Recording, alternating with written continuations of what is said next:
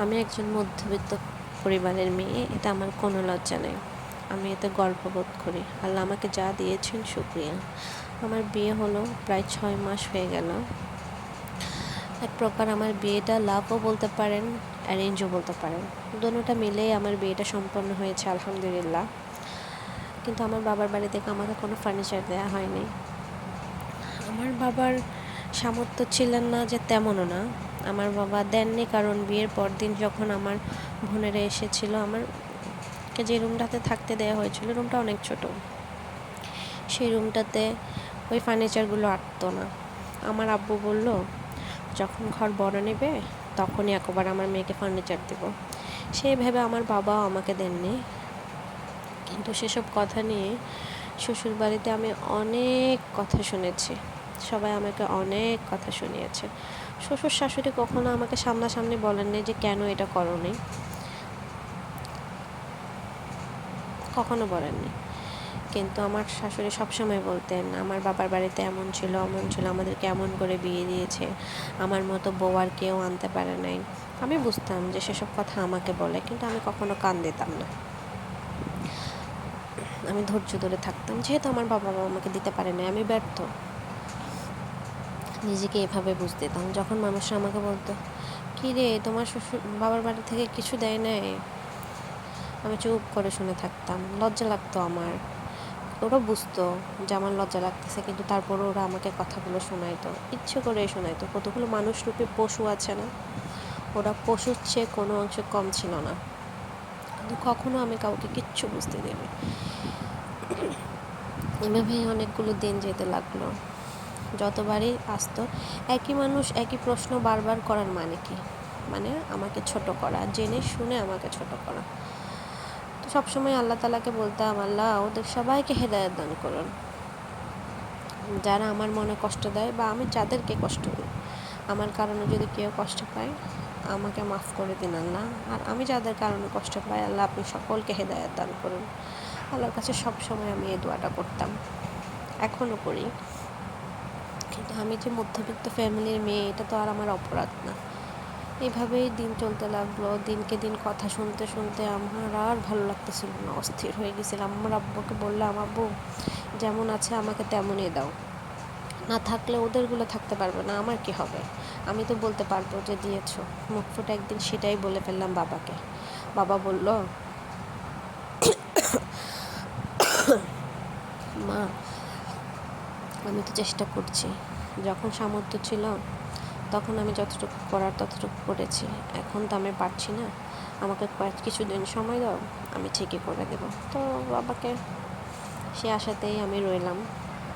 আমাদের এখানে আবার নিয়ম আছে যে যখনই যেটার সিজন হবে, যেমন হচ্ছে বৈশাখ মাসে আম কাঁঠাল, তারপরে হচ্ছে তরমুজ পাখি, মানে সিজনে সিজনে, রমজানে এটা, মেহেরাজে এটা, শবে বরাতে এটা, কোরবানে এটা, এরকম একটা ট্রেডিশন আছে আমাদের এখানকার মানুষদের আর কি, যে নিজে না খাও তারপরে মেয়েকে দিতে হবে।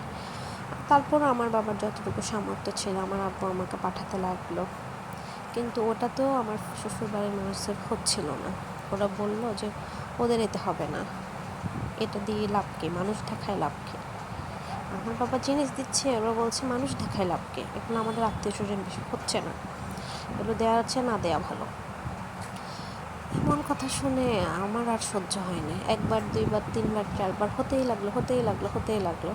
একদিন আমি বাবাকে বললাম যে বাবা, দিলেও আমার কথা শুনতে হবে, না দিলেও আমার কথা শুনতে হবে, তুমি দিও না, এসব জিনিস আমার দরকার নেই। তোমার যেতে ইচ্ছা করলে তোমার মেয়েকে, তোমার মেয়ের জামাইকে বাসায় এনে তুমি দাওয়াত করে খাওয়াই, কিন্তু ওখানে কিছু দেওয়ার দরকার না, আমার অশান্তি ভালো লাগে না। আমি একেবারে না দিয়েই কথা শুনি, দিলে কথা শুনবো, এসব এগুলো আমার সহ্য হবে না বাবা, আমাকে আর দিও না, যেমনই হোক। কিন্তু আমি জানতাম আমার পরিবার হিসেবে আমার বাবা আমাকে অনেক দিয়েছে, কিন্তু সেটাও পোষাচ্ছিল না। তাই আমি সেটা আর করলাম না, নিষেধ করে দিলাম। দেখলাম যে না, তারপরও ওরা আমাকে আরও কথা শোনাতে লাগলো। সবাই আসতো, বলতো এটা সেটা, আমি বলতাম যে না, ওরা নিজেরা নিষেধ করে দিয়েছে, কেন বলবো? ওরা বললো যে যতটুকু দরকার ততটুকু হচ্ছে না ওদের, তো আমার বাবার সামর্থ্যের বাইরে দিতে পারবে না, নিজেকে বলে দিয়ে দেওয়ার কোনো মানে হয় না। তাই আমি বলেছি লাগবে না, আমার স্বামীও বলেছে লাগবে না আপু, দিতে হবে না, তাই দেয় না। তখন কিছু কিছু মানুষের আবার সেটা খারাপ লাগতে লাগলো। আমার ফ্যামিলির আর্থিক অবস্থাটা একটু খারাপ হয়ে গেল। আমার বাবা আমাকে এর মধ্যে এক পথ দিয়েছে ফার্নিচার, আমার বাবার যেটা পেরেছে আর কি। তারপর হঠাৎ করে আমার ফ্যামিলিতে একটা ক্রাইসিস চলে আসলো। তো মাঝে মাঝে আমি আমার হাজব্যান্ড আমার ফ্যামিলিকে সাহায্য করতাম, কিন্তু সেটা আবার অনেকের সহ্য হচ্ছিল না। কারণ আমি কেন আমার বাবার বাড়িকে সাহায্য করবো, একটা ছেলে কেন তার শ্বশুর বাড়িকে জিনিসপত্র দিবে, খাবার দাবার দিবে, টাকা পয়সা দিবে, সেটা আবার কারো সহ্য হচ্ছিল না। সেটা নিয়েও আমাকে কথা শোনাতে লাগলো। আমার এমন এমন আত্মীয় স্বজনরা কথা শোনাতে লাগলো, মানে আমি কখনো ভাবতে পারিনি যে ওরা আমাকে এসব কথাগুলো শোনাবে, কিন্তু আমি সহ্য করে গেলাম।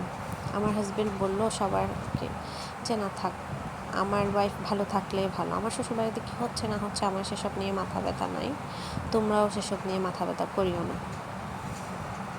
এই সময়টাও পার হয়ে গেল, আল্লাহ তাআলা আমাকে এই ধৈর্যটাও দিয়ে দিলেন, সময়টাও আমি পার করে গেলাম। একজন মধ্যবিত্ত ফ্যামিলির মেয়ে, আমার অপরাধ কেন আমার বাবার বাড়ি থেকে জিনিস দেওয়া হয় নাই। শ্বশুর ঘরের মানুষদের, আশেপাশের মানুষদের কথা আমার বেশি শুনতে হতো। আমার ফ্যামিলির মানুষটা চাইলে বলতে পারতো যে আমার ছেলের বউকে এই কথাটা বলিও না, বা আমার স্বামী চাইলে বলতে পারতো যে আমার ওয়াইফকে কথাটা বলিও না, কিন্তু ওরা সে সুযোগটা কখনো করে দেয়নি। ওই মানুষদেরকে ওরা সুযোগ দিয়েছে বলা, তাই তো ওরা বলতে পেরেছে, তাই না? না হলে তো ওরা কখনো আমাকে এসব কথা বলতে পারতো না, ওদের সাহস হতো না। আমার পরিবারের মানুষ সাহস দিয়েছে, বিদায় ওদের সাহস হয়েছে।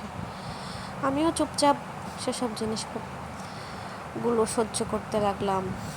আমি বলতে লাগলাম যে আল্লাহ আমাকে তুমি ধৈর্য দান করো, আমার রাস্তাকে তুমি সহজ করে দাও। আল্লাহ আমার রাস্তাকে সহজ করে দিতে লাগলেন। ওরা আরেকটা ছেলের বিয়ে করালো, কিন্তু সে সময়টা মানে কি বলবো, আমি কি আফসোসই করবো না আনন্দ করবো আমি জানি না। সে ছেলের বাবার বাড়ি থেকে সব ফার্নিচারই দিছে ওদেরকে, কিন্তু আমার বাবার বাড়ি থেকে যতগুলো মানুষ খাইয়ে দিচ্ছেন ওরা এর 1/4 খাওয়াতে পারেননি। সেটা নিয়েও ওদের কথা, বা ওর ফ্যামিলি থেকে সব ফার্নিচার দিচ্ছেন, আমার ওই ভাইয়ের বউকে, দেবরের বউকে সব ফার্নিচার দেওয়া হয়েছে, কিন্তু ওই যে বৈরাতি বলে ওইটা খাওয়ানো হয় না। আমার যতটুকু খাওয়াইছে তার 1/4। এখন আবার কিছু কিছু মানুষ উঠে বলতে লাগলো আমাকে যে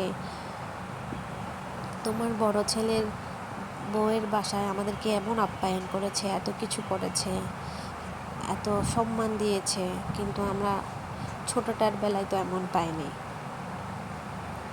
এটা কি খাওয়ালো, ওটা কি করলো ওরা, আর কি ফার্নিচার দিয়েছে, এগুলো সুন্দর না, হ্যাঁ এগুলো দেখতে ভালো না, এগুলোর কোয়ালিটি ভালো না, অল্প দামের জিনিস কিনে দিয়েছে।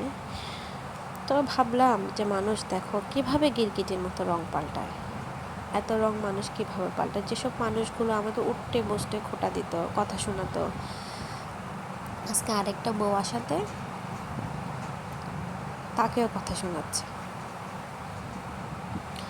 আসলে যেসব মানুষরা কথা শোনায় ওদের স্বভাবই হচ্ছে কথা শোনানো।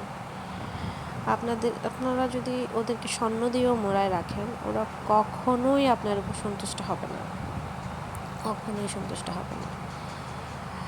যাক, এ করতে করতে আমার একটা ছেলে হয়ে গেল, আলহামদুলিল্লাহ। আমি আমার ছেলে, আমার স্বামীকে নিয়ে ভালোই আছি, মোটামুটি সব কিছু আমি কাটাতে পেরেছি, কিন্তু এখনও শ্বশুরবাড়ির মানুষরা আমাকে খোঁটা দেয়, এখনও এটা বলে খোঁটা দেয় যে আমার বাবার বাড়ির মানুষ আমাকে এত বেশি খাইয়েছে, এত বেশি দিয়েছে, এত বেশি পড়িয়েছে। কিন্তু আমার ওদের কাছে একটাই প্রশ্ন, তোমার বাবার বাড়ি থেকে যদি তোমাদেরকে এত খাওয়ায়, এত পড়ায়, তাহলে তোমরা অন্যের বাবা কি দিতে পেরেছে, কি খাওয়াতে পেরেছে সেসবে নজর দাও কেন? সেসবে তোমরা কেন নজর দাও? আমি মধ্যবিত্ত ফ্যামিলির মেয়ে, তো আমি সেই কথাটা এখনও মুখ ফুটে কাউকে বলতে পারি না। আমার মনে হয় যে আমি যদি ওদেরকে উচিত জবাব দিতে পারতাম, আল্লাহ যেন আমাকে সে সামর্থ্য দেয়, আমি যেন ওদেরকে উচিত জবাব দিতে পারি, অহংকার করে না, ওদের ভুলটা যেন ওদেরকে ধরিয়ে দিতে পারি।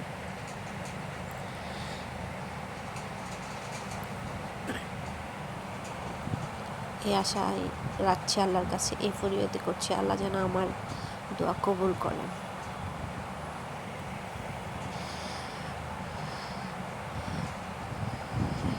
হ্যালো এভরিওয়ান, আসসালামু আলাইকুম। আমি সঞ্জিত, আমার নতুন একটা ব্লগে আপনাদের সবাইকে স্বাগত জানাচ্ছি।